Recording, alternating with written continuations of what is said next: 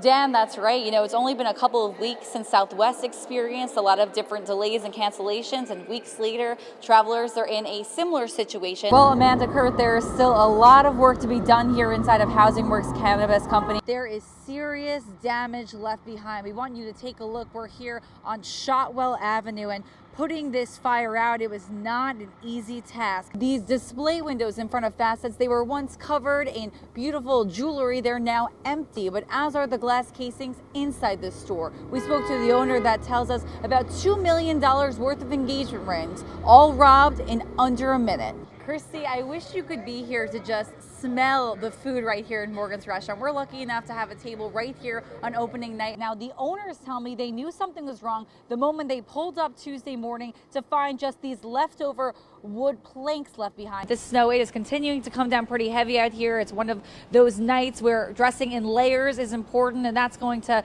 be the same way tomorrow too. Dress in layers, make sure you wear some appropriate footwear to protect yourself. This comes after the grand jury's decision to indict the former president. We spoke to dozens of women that shared their stories and so many others that were choosing to utilize the resources offered tonight. Destiny, you committed to Nazareth College. What does it feel like to be here today, to get to this moment?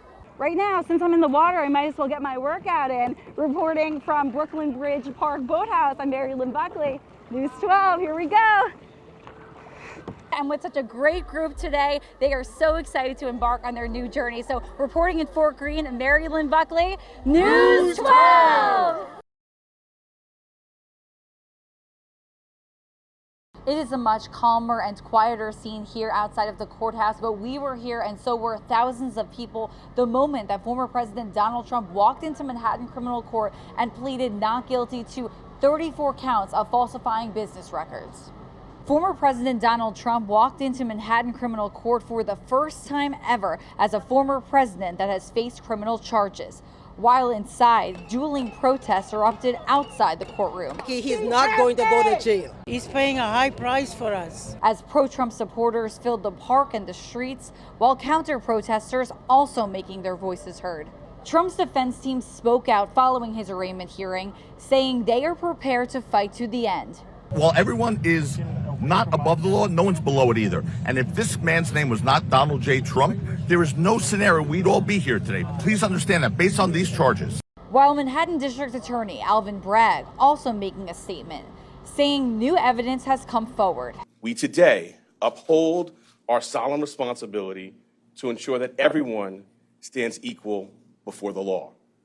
No amount of money and no amount of power changes that enduring American principle. Trump tonight is back in Florida and speaking out at a rally there. In order to return some or all of the documents that I openly and in very plain sight brought with me to Mar-a-Lago from our beautiful White House. Former President Donald Trump could be due back here at Manhattan Criminal Court as early as this December. That's the latest in Lower Manhattan. Mary-Lyn Buckley, News 12. This is the aftermath after this Audi SUV came crashing down past a cement barrier and a fence, ending up here in the Atlantic Navy Yard, just feet away from where MTA trains were parked on the tracks. Police say the driver is a 70-year-old man and he has passed away. The passenger, we know, is in critical condition in the hospital. Dozens of witnesses coming out and seeing this tragedy unfold with their own eyes. I see a car over the cliff here. I heard the ambulance, the police officers. It was just crazy out here. Atlantic and Vanderbilt Avenue were closed for hours on end as NYPD and MTA police investigated, even climbing all the way down to the train tracks where the remnants of this car stood.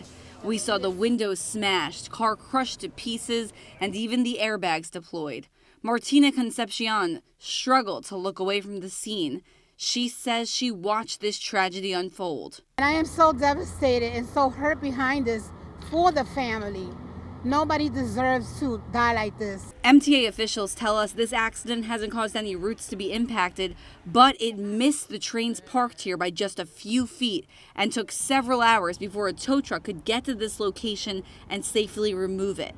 Witnesses feel more needs to be done to investigate how safe these barriers truly are. I feel like they need to find a way to make it more safer for people that live in the area or be around this area.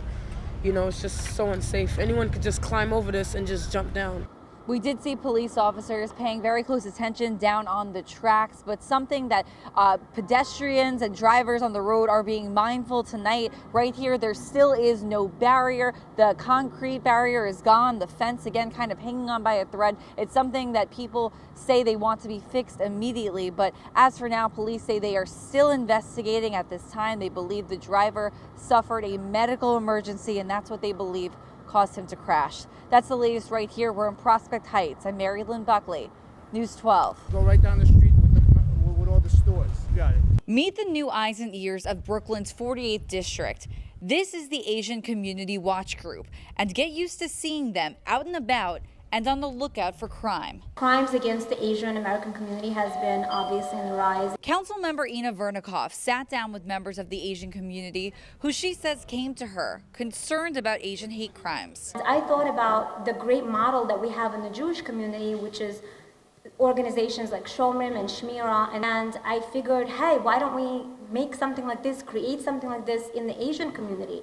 They recently trained with the Flatbush Showman, which predominantly patrols in Jewish communities and has been successful for over 3 decades. We're like eyes and ears to perfection. We know exactly who belongs, who doesn't belong. And even retired law enforcement getting involved to also lend their expertise. Helping them understand the use of force and also what their role is. It's my goal to teach the volunteers how to safely go out, observe, and report. I'm here with the Asian Community Watch Group. Now we're walking through different neighborhoods in Brooklyn so people can become familiar with them. And they say that their goal is that they're going to be the eyes and ears of the NYPD and hope to prevent more Asian hate crimes. Friends of mine been hurt, friends of mine been attacked, and it was important to get us a foothold here, get us started. NYPD data shows hate crimes in general are down about 69% compared to this time last year.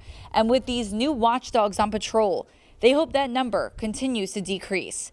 In Gravesend, Mary-Lyn Buckley, News 12.